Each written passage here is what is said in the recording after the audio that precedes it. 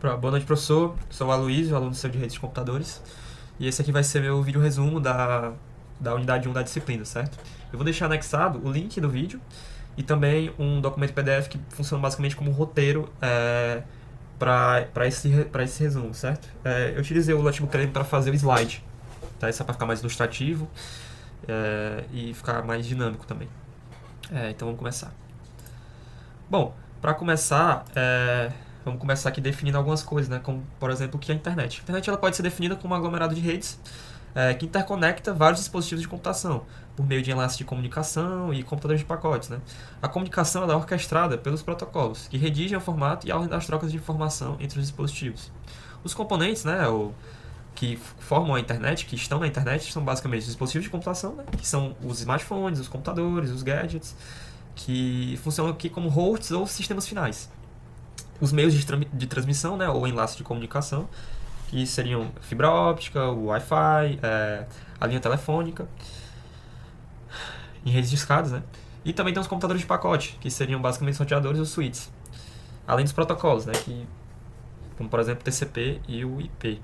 Bom, a infraestrutura, ou seja, a plataforma que a internet provê para haver essa comunicação, ela basicamente ela é ofertada pela interface de programação de aplicação, né, o API, que funciona basicamente com o conjunto de regras que você vai definir para um programa entregar dados a outro sistema final. Ou seja, você vai fazer em um sistema final um programa que vai solicitar entrega de dados a outro programa em outro sistema final. E isso é feito na interface de programação de aplicação, ou API. Bom, passando agora, vamos falar um pouco sobre a periferia da internet, né? Onde, basicamente, a gente vai começar falando sobre os tipos de rede. Bom, a gente tem aqui três principais tipos, que seriam redes de acesso residencial, né?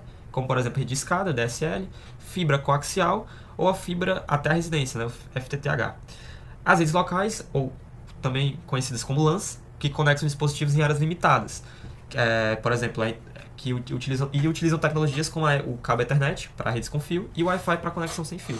E também tem as redes móveis, que podem ser as redes celulares, né, 3G, 4G, 5G, fornecem acesso a longas distâncias por meio das operadoras.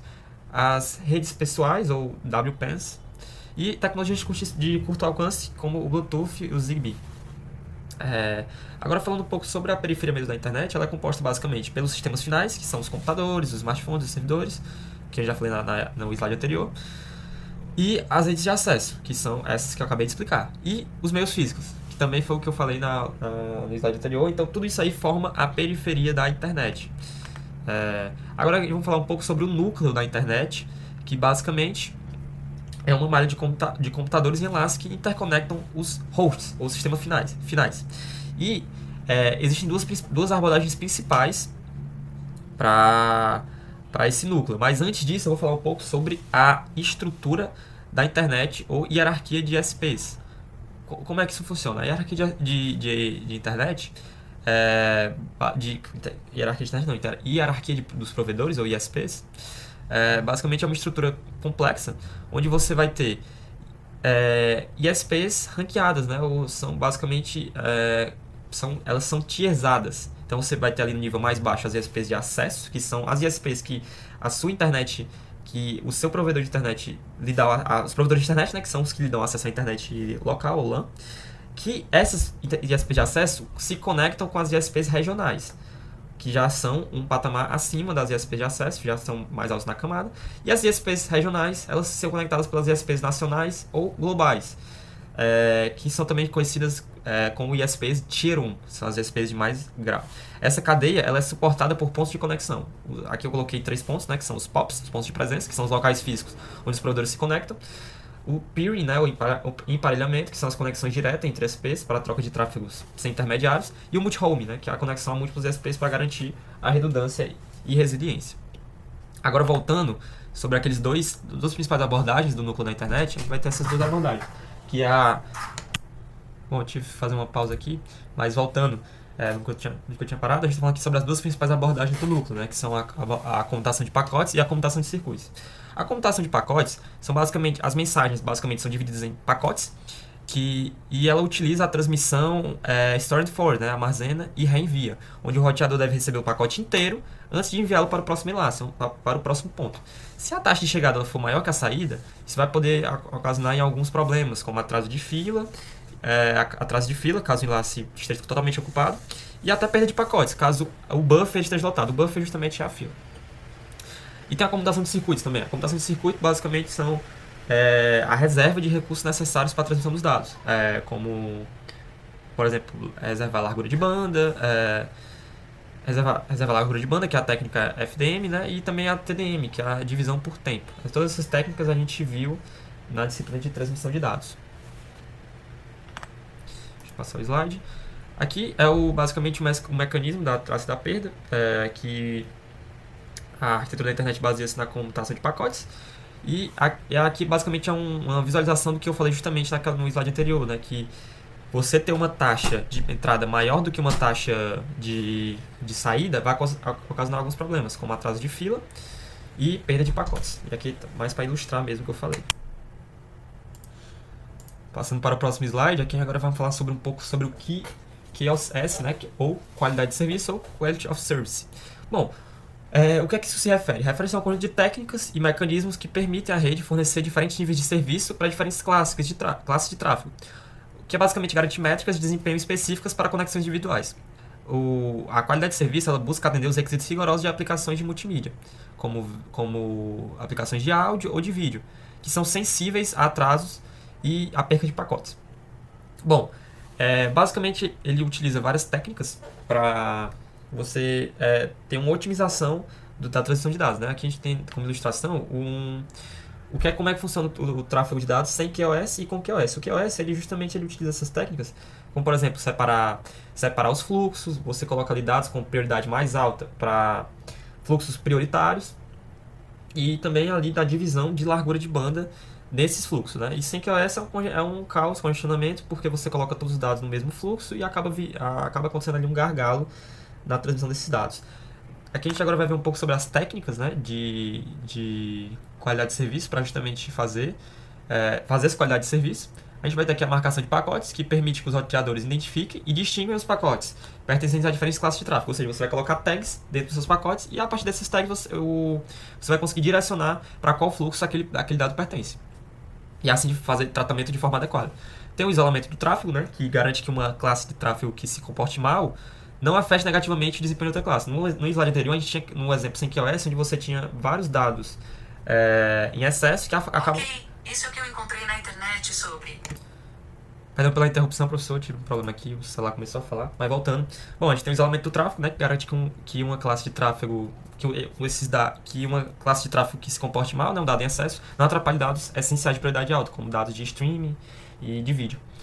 Temos um mecanismo de escalonamento, que basicamente desempenham um papel que permitem que cada classe receba uma fração garantida da largura de banda.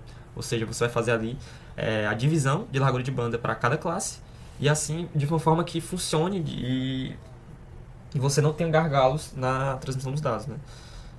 Um dos exemplos é o WFQ, né? O enfileiramento justo e ponderado, é o tipo de disciplina utilizado pelo escalonamento. E também tem a regulação do tráfego, que aí basicamente utiliza as técnicas como a do balde furado, né? Leak bucket, para limitar a taxa média, a taxa de pico e o tamanho da rajada de fluxo de dados. Uma vez que todos os dados na hora de chegada chegam de uma vez e de forma imprevisível. Mas na hora de sair você vai ter que fazer justamente aquela limitação e também não vai poder jogar todos os dados de uma vez. Você vai ter que fazer uma forma aí você vai ter que organizar a sua taxa de saída para que os dados saiam todos bonitinhos. Agora entrando na parte de arquitetura e padrões, a gente vai falar um pouco sobre as arquiteturas de aplicação, ou seja, que são basicamente projetada pelo programador e determina como ela se organiza nos sistemas finais. Basicamente, quais são... aqui, justamente voltando ao primeiro slide, é como você vai construir a sua API, certo? Aqui a gente tem dois principais paradigmas para essas arquiteturas, né? Que é o cliente-servidor, que é basicamente você possui um hospedeiro, né? Um host, com IP fixo, e atende às requisições de todos os clientes, né? De vários clientes. Os principais exemplos desse paradigma é o HTTP, ou a HTTPS, né, que é 80 para HTTP e 443 para o HTTPS, o FTP, e que é o de envio de arquivos, né, que usa a porta 20, e o SMTP, que é o de serviço de e-mail, que usa aí a porta 25, ou seja, você tem ali IPs fixos e conhecidos. A gente também tem aqui a peer-to-peer, que basicamente... Eita, foi sem querer. Que basicamente baseia-se na comunicação direta entre duplas de hospedeiros conectados intermitentemente. Uma característica marcante dessa paradigma é a autoescalabilidade, pois cada par ele vai conseguir adicionar capacidade de serviço ao sistema ao redistribuir os arquivos. Os principais exemplos são o BitTorrent e o Skype. No slide está errado, certo? Acabou que o Notebook LM colocou o Skype para híbrida, que eu já vou comentar, mas ele faz parte aqui da peer-to-peer. E a híbrida, basicamente, ela combina os dois modelos. Como, por exemplo, em aplicações de mensagens instantâneas, onde os servidores rastreiam os usuários, mas as mensagens são trocadas diretamente entre eles. Ou seja, você vai ter que ter ali um endereço fixo, mas também tem que ter ali as trocas rápidas diretas de mensagem. E a escolha de qual paradigma se utilizar justamente vai depender da sua aplicação. Então não tem melhor ou pior. Aqui é realmente o tal do depende. Qual a aplicação, o qual se encaixa melhor para a sua aplicação. Bom, agora falando um pouco sobre a arquitetura de rede. A arquitetura de rede, diferente da de aplicação, ela é fixa e provê serviços específicos às camadas superiores. Essa organização em camadas, né, ela permite discutir parcelas bem discutidas de um sistema complexo, justamente por causa da modularidade, facilitando assim as atualizações, ela é menos sensível a atualizações. Bom, essa arquitetura também é conhecida como arquitetura de camadas ou pilha de protocolos, né, como ela é definida. Aqui adiante a gente vai ter aqui as duas principais abordagens, né, que tem aqui a pilha TCP/IP e o modelo OSI. Vou começar falando um pouco sobre as diferenças. O modelo TCP/IP, ele é a pilha de protocolos da internet. A internet utiliza o modelo TCP/IP, que consiste basicamente em 4 camadas, né? As camadas de aplicação, de transporte, de rede e a camada de acesso à rede. Aqui no entre parênteses está como os dados são nomeados em cada camada. Já o modelo OSI, ele é o modelo padrão de ensino. Ele não é utilizado em sistemas, a internet não utiliza esse modelo, mas ele é um modelo mais didático, por justamente ele pegar camadas mais complexas e modularizar essas camadas, dividir essas camadas para melhor compreensão, né? Ele é formado pela camada de aplicação, que tem a camada de apresentação e inserção, né? Essas 3 camadas, elas formam a camada de aplicação do modelo TCP/IP. Tem a camada de transporte de rede e a camada de acesso à rede, ela é dividida entre 2 outras camadas, que é enlace e física. No livro do Kuruze, ele usa a abordagem de acesso à rede utilizando a camada de enlace físico, ou seja, no livro do Kuruze, a camada de acesso à rede ela é dividida entre essas 2 camadas. Mas aqui eu preferi juntar. Agora falando um pouco sobre os padrões de rede, basicamente os padrões de rede servem para garantir que diferentes sistemas operem entre si. Basicamente, aqui a gente vai ter alguns reguladores dos protocolos de internet, certo? A gente vai começar aqui falando um pouco sobre o IETF, que é basicamente a Força Tarefa de Engenharia de Internet, que desenvolve os padrões da internet, publicados em documentos chamados RFC, que são basicamente os Request for Comments, né, ou pedido de comentários. Existem mais de 6.000 RFCs definindo protocolos como o TCP, o protocolo IP e até o protocolo HTTP. O outro tipo de regulador muito importante é o regulador IEE 802. Basicamente, ele é o regulador dos meios físicos e de LAN da internet.